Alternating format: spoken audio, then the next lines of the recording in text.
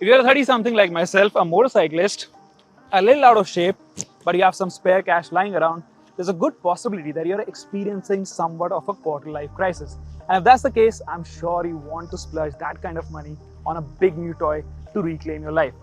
Now, if that's the case, who should you listen to before making an important life decision like that? Should listen to your younger self, the inner child who wants to have fun all the time, like the Ducati Hypermotard? Or should listen to your grown-up self who's more matured, who's a little more restrained, like the Suzuki Katana? Well, today is the day when we find that answer. I'm on the sound, hoodie season, back around, no more summer bounce, let the squeeze out, squeeze, see the indoors when we're throwing down. Let's start with the Katana first. So what's on offer here? Well, of course, this is a full-on litre-class monster. This is a naked motorcycle that is based on the old Gixxer superbike. So it has got that same K5 1000cc engine. Of course, it's been modified to keep it in tune with the time. So it meets all the modern emission regulations. But the power on offer, it has got 150 bhp and it produces 106 Newton meters of torque. And it produces all of that power at 11,000 RPM. So this has that typical superbike engine. And I think this is what I love about this motorcycle the most, because the way it produces all that horsepower up until 6,000 RPM, it is quite refined. It is quite sedate, but after 6,000 RPM, it just goes bonkers. And the gearing is also quite short, so you enjoy riding this motorcycle in the city as well. So for me, the engine is of course the star of the show. Like I said, if you're 30-something, these are the bikes, inline 4 are the bikes that, we have grown with this noise. So this is what we recognize as a big bike noise.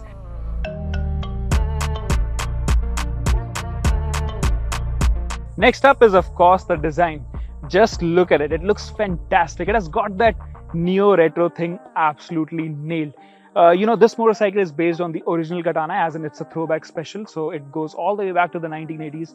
But I think the modern day rendition of this motorcycle, they have just perfected it. It looks gobsmacking, especially in this paint scheme with this matte blue paint shade and bronze wheels.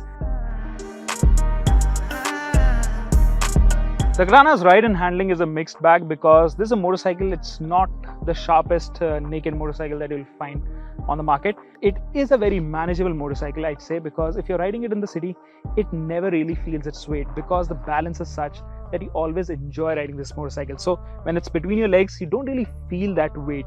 Of course, it heats up a lot. If you're riding it in the city, it will heat up because it has got that big lumpy inline 4 engine. But I'd say on a daily basis, it is sort of manageable, and it's a very likable motorcycle as well. Now, coming back to the handling, well, of course, this has a long wheelbase, and the handlebar geometry also is such that it's quite wide. So there's a lot of leverage for sure, but you really have to muscle your way around when you're going around corners. But once you're leaned over, the mid-corner stability is phenomenal. This feels like a sports bike. This feels like any other modern sports bike. I absolutely loved this stability and the control I had of this motorcycle. So on the track, it was a revelation of sorts. It was one of the fastest motorcycles that we tested. Now on the road, of course, the rear suspension felt a little soggy, in the sense it is a little soft. So if you push it really hard, it definitely feels that the rear is trying to come around. Now coming to the braking setup, of course, it doesn't get top drawer parts like the Hypermotard, but the braking is quite adequate. It doesn't feel that, they're wooden or there is no feedback. I think in that department also, you can bring the motorcycle to a rest in a very confident manner. Now, what could have been better? Well, of course, it doesn't have a lot of electronics, although you don't really feel the need of it, because it has got 5-level traction control. It has got 3 riding modes. But on the whole, I think this is a very sedate, very docile sort of motorcycle. So it's not a wild child. So you don't really need those many electronic nannies. But of course, if it had lean sensitive ABS or lean sensitive traction control, that would have been better, because in this current format, it does feel a little outdated. But I think on the whole, when you are one with this motorcycle, there's nothing that you really have to complain about. Yes, it has that old, very outdated looking instrument cluster, but honestly, when you're riding this motorcycle, it doesn't bother you at all. Similarly, the plastic quality is not really up to Ducati standards, but like I said, on the whole, this motorcycle, for me, it does everything that you'd want in a big motorcycle.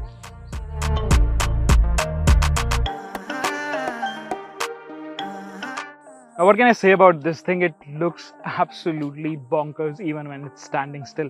There is a lot of appeal, and there is not a hint that this motorcycle can do subtle or it can be ridden sedately. It is a loud motorcycle.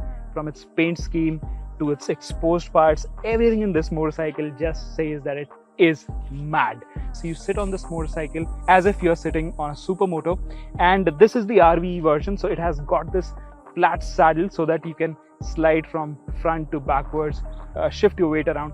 So of course, in terms of comfort, it's not as comfortable as the Katana, I'll have to say.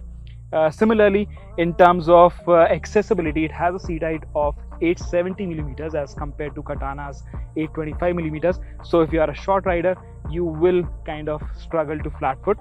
Now, of course, in terms of tech, it is fully loaded. It has got all those Ducati electronics that the company is famous for. You've got different traction control settings, you've got different riding modes, you've got so many configurable modes in there. You've got touring, you've got urban, you've got sport mode, and there are 8 levels of traction control, different levels for ABS. You've also got wheelie control, you've got an up and down quick shifter. Now, of course, there is a little bit of miss because it doesn't get LED headlamps.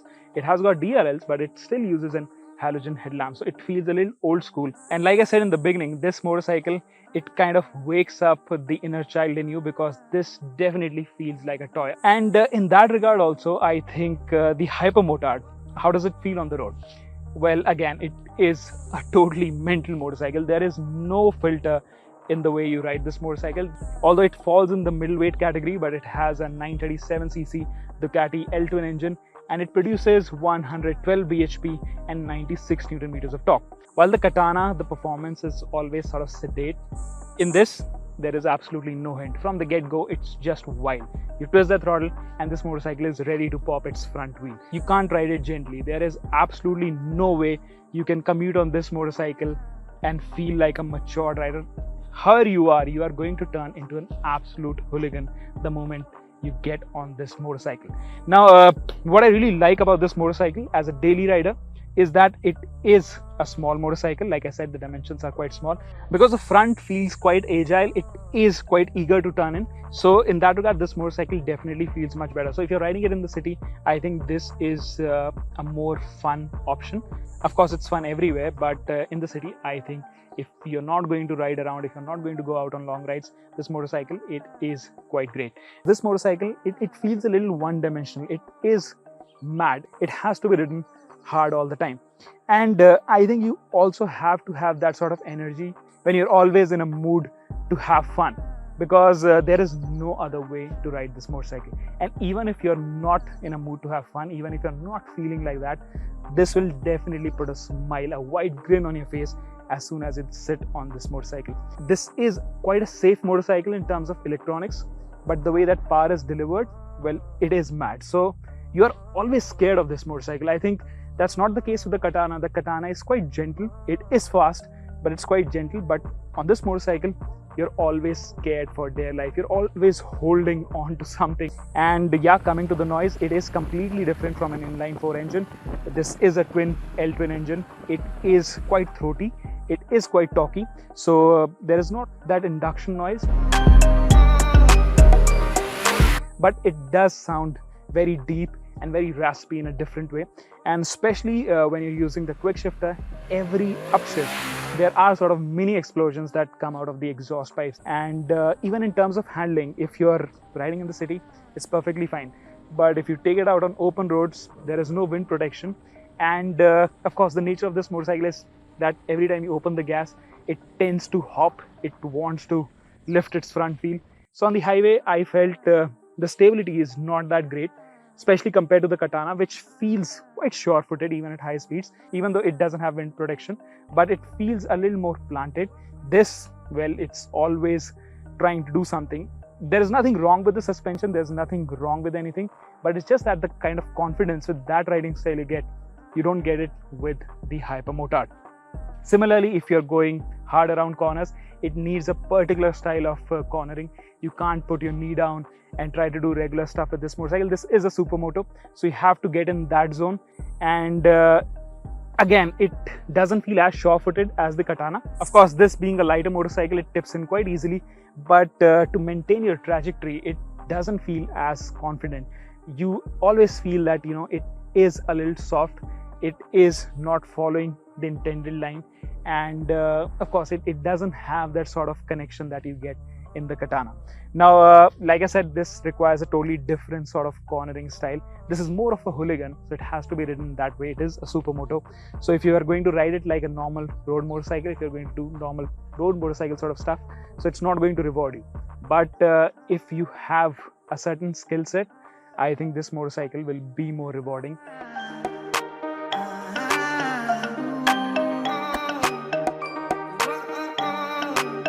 Okay, so choosing between these two motorcycles, it is a hard decision for sure. But if I have to pick one, well, again, I'll tell you later on. Let's first summarize what we have on offer here. So the Katana, of course, it has got fantastic looks. It has got that superbike engine, so it has got performance, and it feels fast everywhere. It is an entertaining motorcycle, and I think it's also a well-rounded product overall. But the Hypermotard, it's a totally different kind of motorcycle. It's a beast in that regard because it is a little one-dimensional. The performance is explosive. It is Ducati. It feels aggressive all the time, and it's something that's always on the boil as compared to the Katana, which is sort of on simmer most of the time. So you can turn up the flame when you want to, but this motorcycle, it's always on the boil. So this is the primary difference between these two motorcycles. Now, of course, then there's the pricing. Well, the Katana being a litre-class motorcycle, it is priced quite aggressively. It only costs 13.61 lakh ex-showroom, which makes it a great value for money proposition. Whereas the Hypermotard, I think it is a little pricey. Of course, it has a lot more gadgets, but this price is 15.6 lakh ex-showroom. So I think that is a lot of money for a motorcycle that is technically a middleweight. If you are someone who wants to have fun all the time, well, I think the Hypermotard definitely beats the Katana in that regard. And like I mentioned in the starting of this video, you know, if you're a 30-year-old out of shape and you don't really have that sort of energy, what motorcycle should you pick? So I think in that case, it's quite simple. It's the Katana that you should pick because it depends on your temperament for sure. If you're a 30-year-old who feels young at heart, who feels like a 25-year-old at heart, probably, you can look at the Hypermotard, but I think for all the other occasions, the Katana makes more sense. If you ride both these motorcycles back to back, this definitely feels more entertaining. But it's also the motorcycle that demands a lot from the rider. And you have to understand if you have that kind of energy, because this is like, dating someone younger, or you're friends with someone younger who wants to go out, party every Friday, every week they want to go explore something new. So you can do it once, twice, thrice. But after a point in time, you being 30-year-old with this kind of body, you are going to hit the ceiling and you won't feel, you won't have that sort of energy or stamina to keep up with the temperament of this sort of motorcycle. So I think that's where the key difference is, because if you're buying a big motorcycle at this price point, you have to think a little long term as well. And I think in that respect, the Hypermotard will keep you entertained for longer, but then you should also realize that you're going to age with the motorcycle as well. So this is not an everyday motorcycle, whereas the Katana, I think, is a better everyday all-rounder. And I think with age comes wisdom, and that's why probably the Katana is the winner of this test.